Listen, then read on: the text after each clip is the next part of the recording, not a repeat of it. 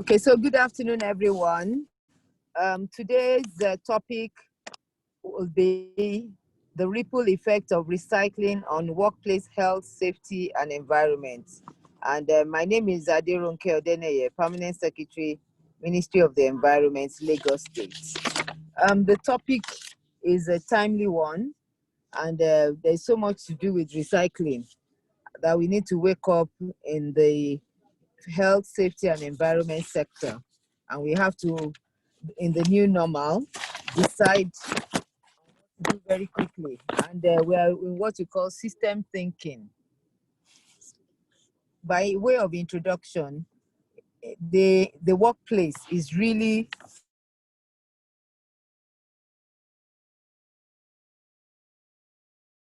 a place where most of us we work, we produce, we're productive, we make money, so it's very important. But and while we are there as human beings, we generate all kinds of waste from using the toilet, washing, so solid waste and wastewater and all that. So most people recycle at home, but when they get to the office, they just think that this is office, and then they just commingle.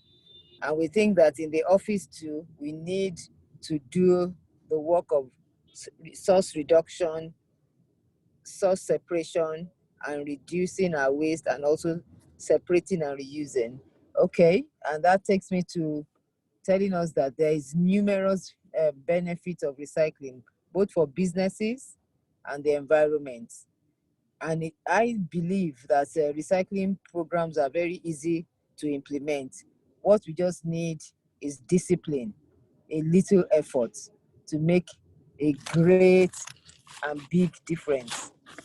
There's so much reason to recycle. And then I'm defining what's recycling. We normally say waste is not waste until you waste it. There's what we call circular economy, linear economy, and recycling economy. Recycling is basically the process of collecting, processing your waste or the material instead of throwing them away and turning them into new products. We can call some upcycling, downcycling, green cycling, and all that. The linear economy we're used to is take, make, and throw away. But the circular economy refers to an economic system aimed at eliminating waste and using the resources continually. So you are continually improving, like our management system says. You are doing the PDCA in a very wonderful way. You are planning, you're doing, you're checking, and you're acting. And then, like I've said, nothing should be wasted. We should always make sure that the raw material that we have used that has become waste is somebody else's starting point.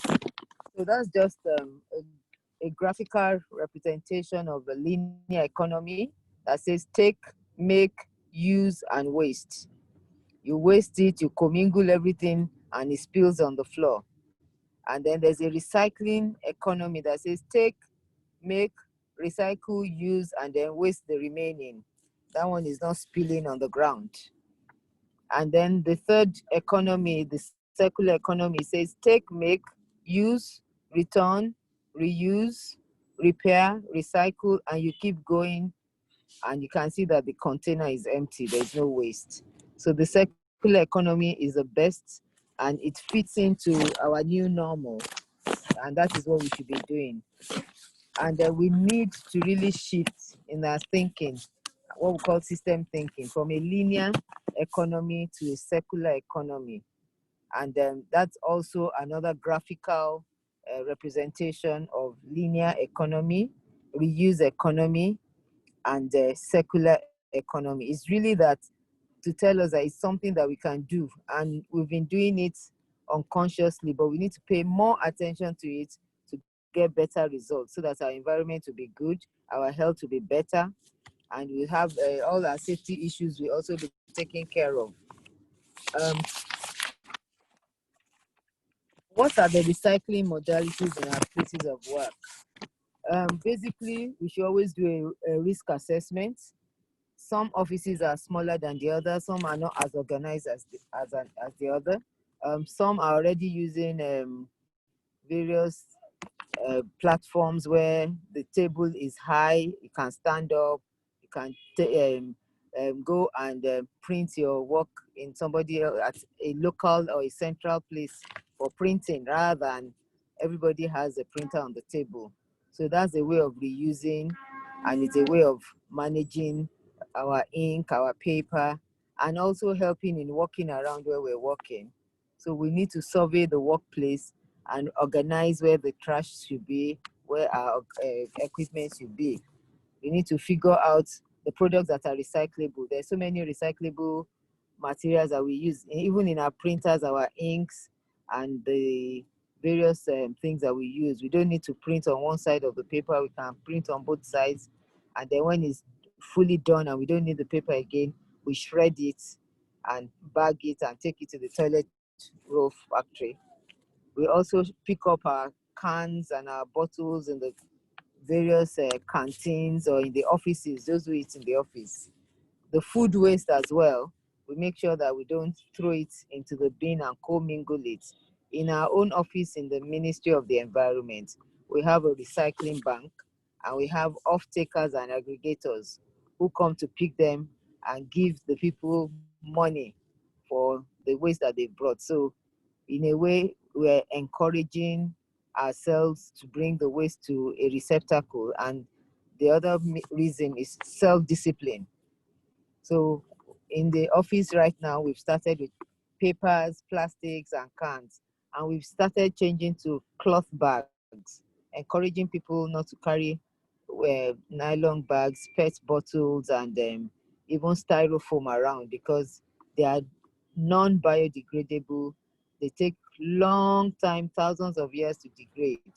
So we're giving them to off-takers who reuse them like Alchem. They make them into what we call pillows, what we call some even mix it up and make it into bags, bin bags, so that at the end of the day, it's going back and back, so we don't have a lot of waste in the system. And that takes me to the 8 hours of waste management. They are even up to 10 now. As we are rethinking, we're coming up with issues that we want to put at our fingertips so that people can remember and fully participate. Rethink means that we should be mindful of our consumption, and that's part of the 17 Sustainable Development Goals that encourages us to think before we consume. There's so much wastage in the farm, for agricultural products not finding their way to the market, and they rot there. Is a lot of waste. We need to think out of the box and look at the value chain and make sure that the loop is tidied up. Then regift. There's so many things that we have in the house. Olden days pots, plastics, as they've given us at various parties, that we don't need. There are some people, they're just starting their homes, or they've got the ones they have is broken. You share it. So share and be part of a gift community. In the UK, we have a car boot sale. People just bring the things that they don't need, and then they sell it 10p, 20p, and raise the money for charity. We can regift. We can recover. We can, from our waste, we can get energy. We now have what we call material recovery centers and transfer loading stations in Lagos, so that we are recovering those waste, because we're in a state where there's a high water table. We are in a low land area. We have land space is just 3,577 square meters. So we have loads of population. They say we are 22 million, but we are over that. If you see the number of people who come into the States and don't go, it shows that we are over that, and it's affecting the infrastructure. So we really need to be trained to think out of the box and help our workplaces to be the workplace that we want. Because what has happened is that we're so many in the workplace, we don't have enough seats, and then we can build up a lot of waste. So right now we're encouraging the staffers to let charity begin at home in the Ministry of Environment. Everyone now knows how to sort waste, from our cleaners to our drivers to the directors, even the PS and the commissioner. So it's getting to be a culture. Circular economy, I've talked about the recycling thing.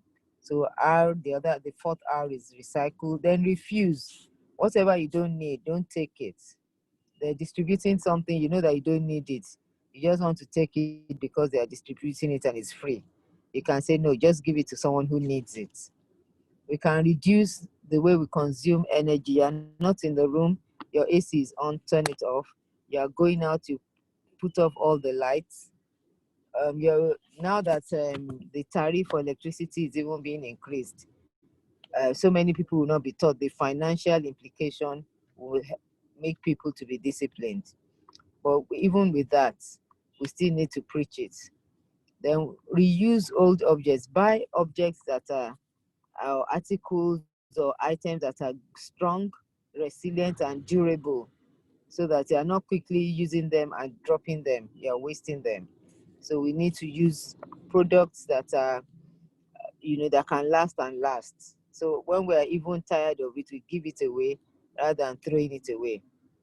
Then there are things, when we buy durable things, we can fix them, upgrade them, rather than throwing them away. So those are the 8 R's, and there could be more than that as we think deeper to get more. So just narrowing it down now to the workplace so that it's not so large. We like I mentioned before, we do not have space for landfill. The landfill that we have, we're managing them, we're rehabilitating them just for maybe 3-4 years. Now we're thinking out of the box. We're going to places as far as Ogun State to do a joint venture, so that because they have more land than we do, and then would use long trailer trucks to take the waste from transfer loading station after being compacted into smaller volume in the night. So this is the plan for the future, to reduce the amount of waste that we send to the landfill and incinerator, and then prepare an engineered sanitary landfill to continue with our waste disposal option. So really, landfill is our last on the triangle of waste management hierarchy. Conserving energy and conserving our natural resources is very key. When we're using paper now in the office, we say, wow, if you are using the paper, you are cutting down a tree. So if you don't need to print it, don't print it. It's only when you need a hard copy that you print. We're considering that it's from the tree and you are cutting down trees. Water too, there's a lot of water stress in various places. So when you have water, even like in Lagos, that you get your water from the borehole, the water from boreholes in some countries are already causing sinkhole in the floor, because you are taking water that is connected underneath and the aquifer is sinking because they've gone deep down. So water resources management is key, and we also do that in our office because we are Ministry of Environment and Water Resources. Also, when we look after our domestic source of material, we increase our economic security. We also prevent pollution when we reduce the need for new raw materials by reusing in the workplace. In Lagos State, we've learned to save energy by changing our bulbs now because of climate change issues. We are learning to save energy, and so we turn off lights. We've started using IPP in Alausa. That's a integrated power plant generation. We use gas with generators instead of using generators alone. So by so doing, we're saving on diesel. And then some places we've changed all the bulbs to eco bulbs. So in those ways, we're saving energy and then letting those who need the energy to have it to them, rather than wasting so much money. So we are also supporting the manufacturing manufacturing of valuable resources. Like I mentioned before, from our office, we take all our waste paper that have been shredded to Bolos. Bolos uses it for toilet roll. So if you want toilet roll, they'll give you. If you want fonts for your paper, shredded paper. So most of the offices now, they are now buying shredders to make sure that the papers that they don't need or that they've used or things that are security based, they make sure that they don't throw it into the general bin. They shred it and then take it to where it is needed. We also help to create jobs for these manufacturers, and even our cleaners. They are getting another source of income by separating their waste joyfully and handing them over to off-takers and aggregators who are ready to pay them.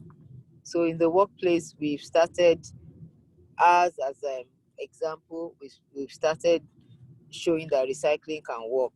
And in Loma now, we've started building recycling stations where in estates that are already very, very on top of it in terms of being elitist, they already understand the value.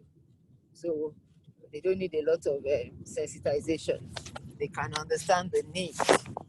So we started that as well. In like my estate called Bagada Estate Phase 2, we have a recycling bank that we're starting up again. We've done it before. We're doing an icon estate in Lekki, and so many other estates have approached Loma that they are ready to start recycling. Estates like Olanrewaju Estate in Yaba, they already have a bank, and I believe that with these ones we've started with, it will spread around and it will become a culture very soon. So on this note, I'm concluding that we should change from our linear way of producing, consuming products, and ruining our fragile ecosystem and losing a lot of natural resources, and that we should move to a secular economy that brings about more sustainable solutions where products are used longer, materials are reused, some are manufactured into new products so that the circle will not be broken. We will embrace such and make our workplace a better place. So the ripple effect for me is positive, positive, positive. We can make money from recycling. And in this new normal, I'm thinking that so many people should open their business eyes to making money from recycling. And I want to add that your hands will not get dirty when you put your hands in waste. Rather, it will bring forth wealth. Thank you very much for your attention. Thank you very much for your attention.